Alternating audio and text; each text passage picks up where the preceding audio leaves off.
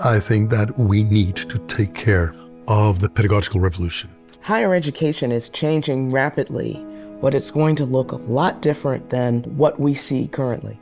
Well, it's nowadays very difficult to forecast the future of higher education. We are in the edge of a new world with AI. The future of education is a very exciting topic. Our country has very ambitious growth plans.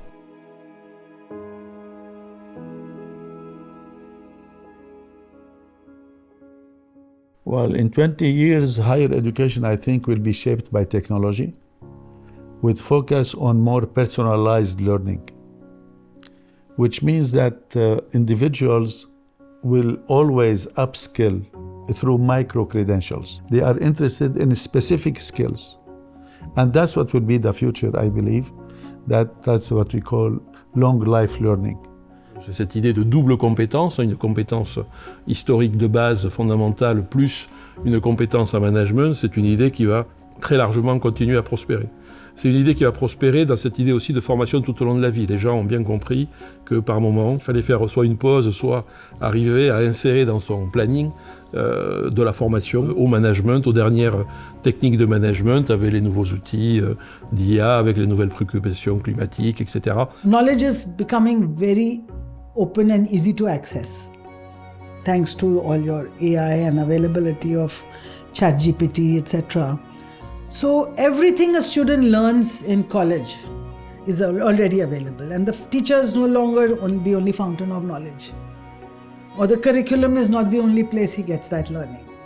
We are aware that students do not learn today as we used to learn 40 years ago, 30 years ago.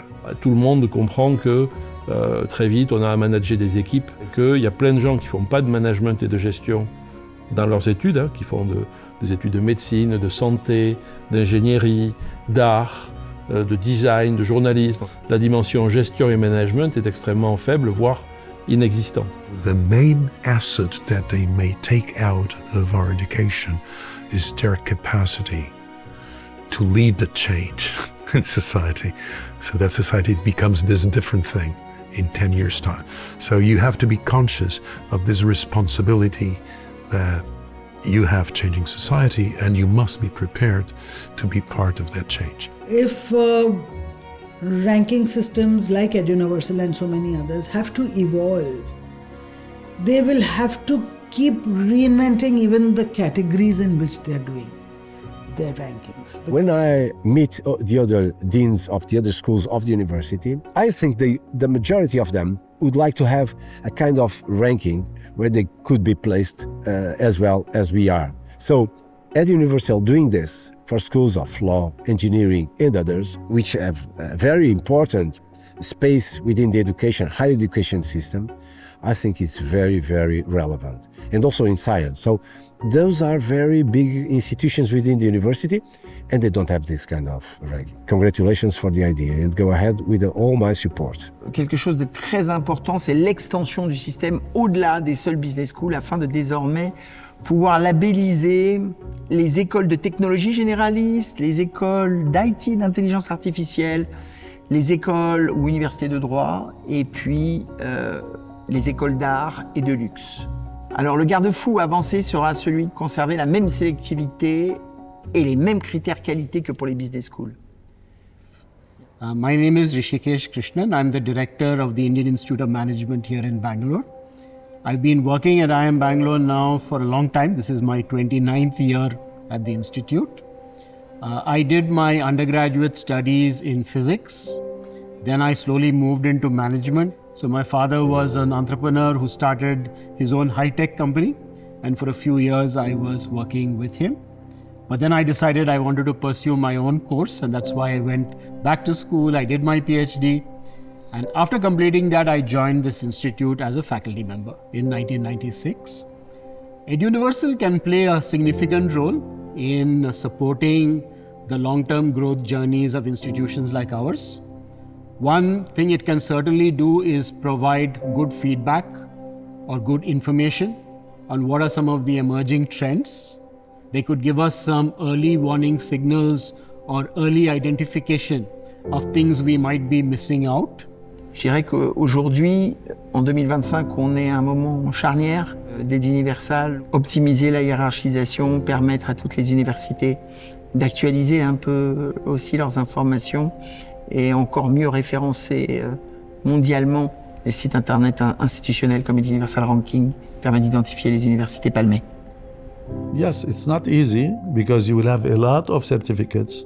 We don't know whether those certificates in different places are similar or not. That's the challenge. It's an opportunity because they can stay in the market and they can keep giving students information about the best certificates or the best programs. I have no doubt that over the next 20 years, Eduniversal and its ranking system can continue to help business schools and people who are interested in attending business schools understand what quality and excellence really are.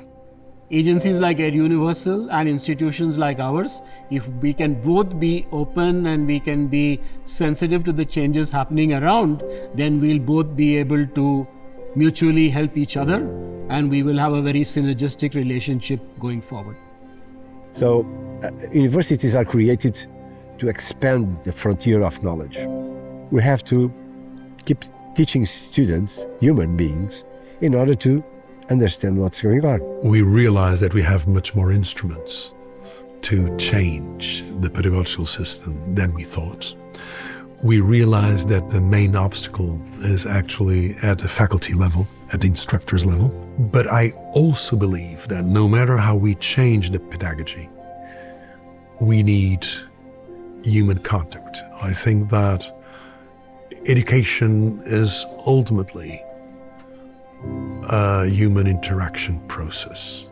Other new things may come in along the line. And the challenge for an institution like ours is going to be how well are we able to identify the new things that need to come into the curriculum?